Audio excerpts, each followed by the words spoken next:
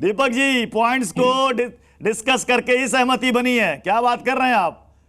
पृथ्वी जी, हाँ। आप हंस सकते हैं, आप खुश हो सकते हैं, दो अलायंस के बीच में आप आग लगाने का अरे काम भी आग कर क्या सकते लगा हैं, रहे सर? लेकिन मैंने तो टू दी पॉइंट सवाल पूछा सीधा सा, सीधा सा सवाल पूछा भाई। मैंने कुछ गलत पूछा क्या? हमने कहा कि भाई आप उनके साथ इस फैसले के, आपने कहा नहीं नहीं नहीं, कॉमन मिनिमम प्रोग्राम या एजेंडे से हटना पड़ेगा, कह रहे नहीं हटेंगे, बस इतनी सी बात है।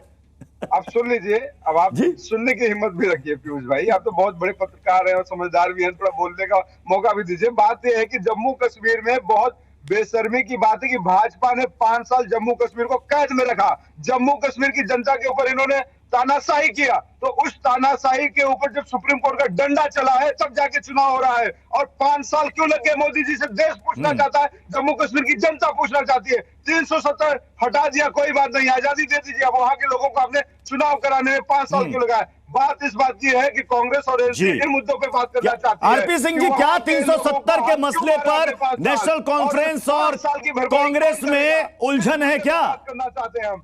आरपी सिंह जी, उलझन नहीं है, इसमें कोई उलझन नहीं है, टीवी में ही उलझन है, अंदर खाते दोनों मिले हुए हैं। और कांग्रेस का स्टैंड भी बड़ा क्लियर है। अभी थोड़े दिन पहले दिग्विजय सिंह ने कहा था कि हमारी सरकार आएगी हम 370 वापस आएंगे।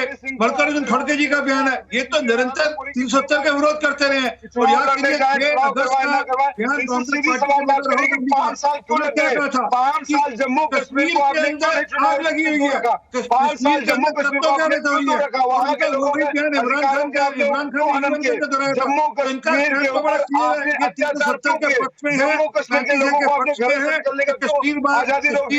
सवाल ये होना चाहिए, अगर सुप्रीम कोर्ट का डंडा नहीं चलता आज जम्मू कश्मीर में चुनाव नहीं होता। जम्मू कश्मीर का चुनाव एजेंडा में नहीं था, सीधी बात चुनाव आयोग ने भी कहा था कि जम्मू कश्मीर का एजेंडा नहीं जाना है चुनाव उसमें, लेकिन जब सुप्रीम कोर्ट का डंडा चला तो उसको चुनाव कराना पड़ा। भाई जो भाजपा का दोहरा चरित्र है वो पूरा देश देख रहा है, ये दोहरे चरित्र वाले लोगों पे अब देश भरोसा करना बंद कर चुका है। तो भाजपा से सीधा सवाल करिए कि 5 साल जम्मू कश्मीर में लोकतंत्र की बहाली के लिए क्यों लगे? ये भारत का अंग है। भारत मैं पीडीपी को भी जल्दी से शामिल कर रहा हूं। फारूक इनकलाबी साहब, आपको इस गठबंधन से क्यों बाहर कर दिया गया, या फिर आप शामिल नहीं होना चाहते? देखिए, सबसे पहले तो मैं ये बताना चाहता हूं कि पिछले 10 सालों से जम्मू कश्मीर में इलेक्शन नहीं हुए हैं, यहाँ पे जमहूरियत को बहाल नहीं किया गया। उसके लिए मैं तो समझता हूं कि भारतीय जनता पार्टी के लोग जो आज ये कहते हैं कि हम जम्मू कश्मीर में चुनाव करा रहे हैं और उसको अपनी अचीवमेंट मान रहे हैं, तो इनको शर्म आनी चाहिए। दूसरा, जहां तक सवाल है गठबंधन का, तो जम्मू कश्मीर में जो ये नेशनल कॉन्फ्रेंस का और कांग्रेस का गठबंधन है, ये ज्यादा देर टिकने वाला नहीं है। वो आपने इससे पहले जो इलेक्शन हुए हैं पार्लियामेंट के, उसमें भी आपने देख लिया कि किस तरीके के साथ नेशनल कॉन्फ्रेंस और कांग्रेस का गठबंधन था, और बड़ा शातिराना तरीके के साथ नेशनल कॉन्फ्रेंस ने कांग्रेस के कैंडिडेट के खिलाफ लद्दाख में अपना इंडिपेंडेंट कैंडिडेट जो है वो उतार के वहां से उसकी विन भी करवा दी।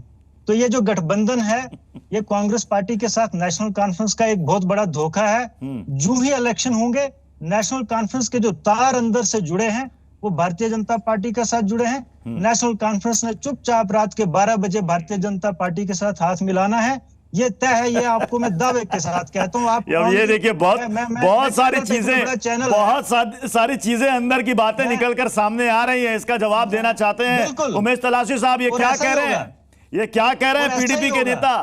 ये कह रहे हैं रात के 12 बजे अंदर खाने से खबर आएगी कि नेशनल कॉन्फ्रेंस बीजेपी के साथ होगी।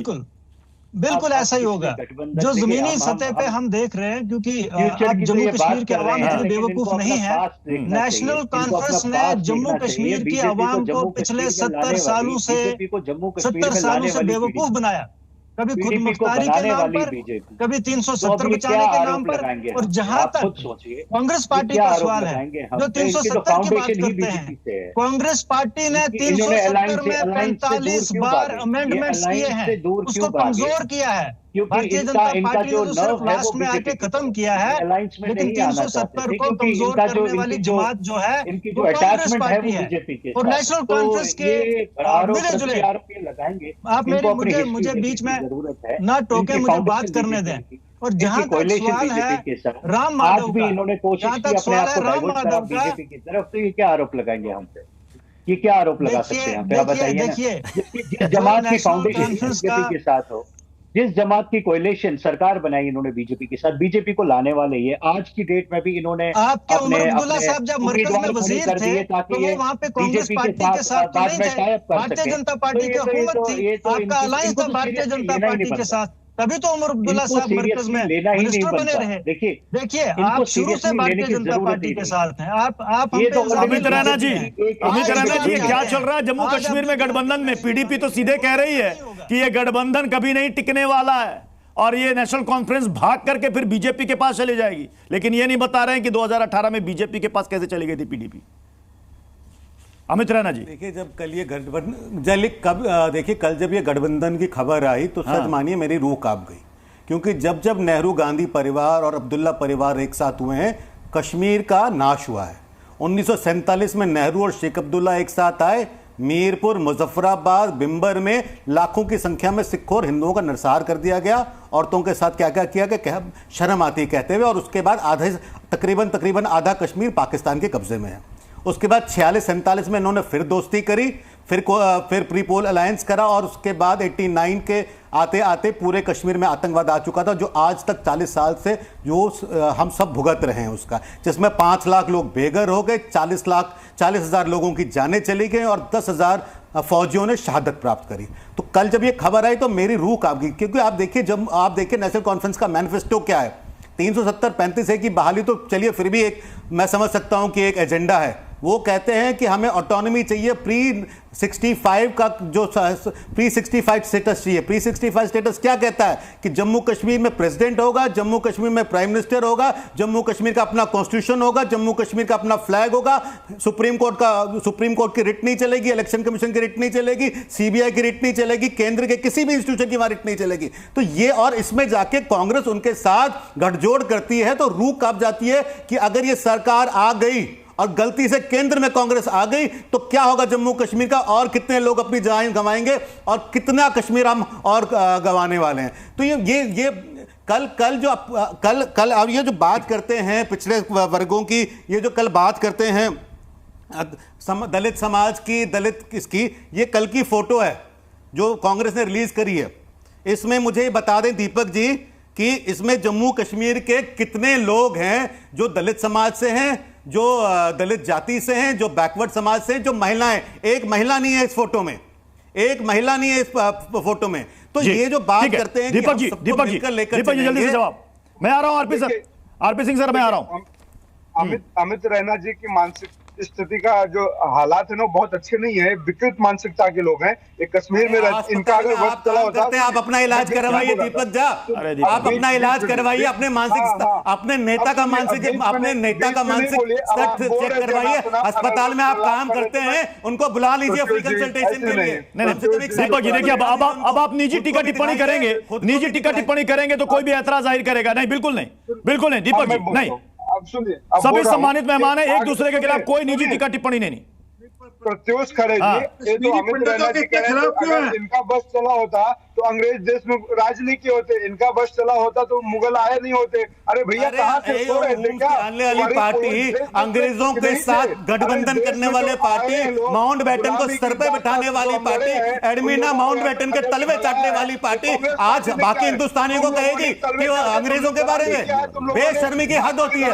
कांग्रेस पार्टी पाकिस्तान की मुस्लिम लीग जाते ही इंडियन नेशनल कांग्रेस मुस्लिम लीग का रोल करने लग गई है। गिरी हुई बातें नहीं करूंगा मैं, आपकी गिरी हुई तरह बातें नहीं। मैं आपकी सच्चाई दिखा रहा हूं, आपको आपकी सच्चाई दिखा रहा हूं। आपके पास आऊं, लेकिन उससे पहले एक बड़ी खबर सामने आ रही। जम्मू कश्मीर विधानसभा चुनाव को लेकर बीजेपी की तैयारियों से जुड़ी ये बड़ी खबर है। दिल्ली में गृह मंत्री अमित शाह के घर पर इस वक्त पहुंचे हैं राम माधव, वहीं जी किशन रेड्डी भी यहां पर पहुंचने वाले। दरअसल में इन दोनों को ही यहां पर प्रभार दिया गया जम्मू कश्मीर के विधानसभा चुनाव का, यानी कि एक अहम जिम्मेदारी दी गई है। अब इसको लेकर के बैठकों का दौर भी अब शुरू हो रहा है। बड़ी खबर सामने आ रही है, केंद्रीय गृह मंत्री अमित शाह के आवास पर पहुंचे हैं राम माधव, जी किशन रेड्डी भी यहां पर पहुंचने वाले हैं। दोनों के साथ केंद्रीय गृह मंत्री यहां पर चर्चा करने वाले हैं, यानी कि जम्मू कश्मीर में विधानसभा चुनाव को लेकर बीजेपी के अंदर अब हलचल तेज हो गई है। नेशनल कॉन्फ्रेंस और कांग्रेस ने हाथ मिला लिया है, दोनों एक साथ मिलकर चुनाव लड़ेंगे। सीटों का बंटवारा हालांकि अभी तक नहीं हुआ है। तो एक बार फिर से तकरीबन 10 साल के बाद राम माधव को जम्मू कश्मीर विधानसभा चुनाव की अहम जिम्मेदारी दी गई है। हमारे साथ अश्विनी श्रीवास्तव भी है। अश्विनी श्रीवास्तव, देखिए पॉलिटिकल बातें तो होती रहेंगी, लेकिन एक बहुत बड़ा चैलेंज भी है चुनाव आयोग के सामने आज के मौजूदा हालात में चुनाव कराना, क्योंकि जम्मू रीजन में हमने देखा है कि वहां पर लगातार आतंकी हमले बढ़ रहे हैं।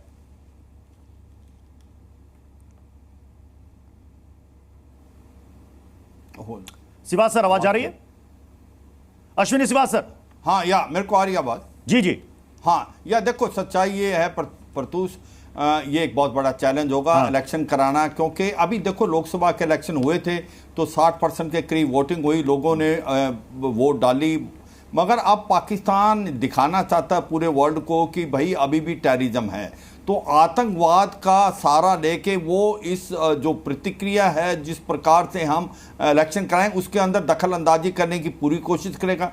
60 से 70 जो आतंकवादी साउथ और पीर पंजाल अंदर आ गए एक 1.5 साल में, और वो एक सक्रिय हैं, इसमें कोई शक नहीं। मगर ये मैं विश्वास दिलाना चाहता हूं सभी पॉलिटिकल पार्टीज को कि हमारी सिक्योरिटी फोर्सेज जो हैं वो काबिल हैं और बिल्कुल अलर्ट हैं, बिल्कुल इलेक्शन होंगे, शांति से होंगे।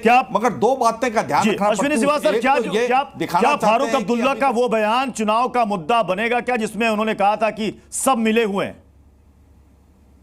सेना पर आरोप लगा दिया था? देखो मैं पॉलिटिकल देखो प्रतूष, मैं तो ये है, मैं पॉलिटिकल पॉइंट पे किसी पे भी कमेंट नहीं करना चाहूंगा। मैं बस यही कहना चाहता हूं कि पाकिस्तान के दो मुद्दे हैं। एक तो कहीं ना कहीं वो आतंकवाद का सहारा लेके दिखाए कि इलेक्शन से पहले आतंकवाद वो कश्मीर घाटी के अंदर भी कराने की कोशिश करेगा और साउथ और पीर पंजाब। दूसरा, किसी ने ये देखा पीओजे के और गिलगित बाल्टिस्तान में क्या हालात हैं। मुजफ्फराबाद, मीरपुर, गिलगित, आपका झांगड़, ददनियाल, बाग, वहां लोग सड़कों पे खड़े हुए हैं, वो भारत में मिलना चाहते हैं। मैं आरपी सिंह सर, मैं आपके पास आ रहा हूं, लेकिन उससे पहले मैं कुछ आंकड़े यहां पर दिखाना चाहता हूं कि अगर विधानसभा चुनाव में अगर नतीजे आए तो नतीजे कैसे हो सकते हैं। कुछ आंकड़े आपके सामने रखना चाहता हूं।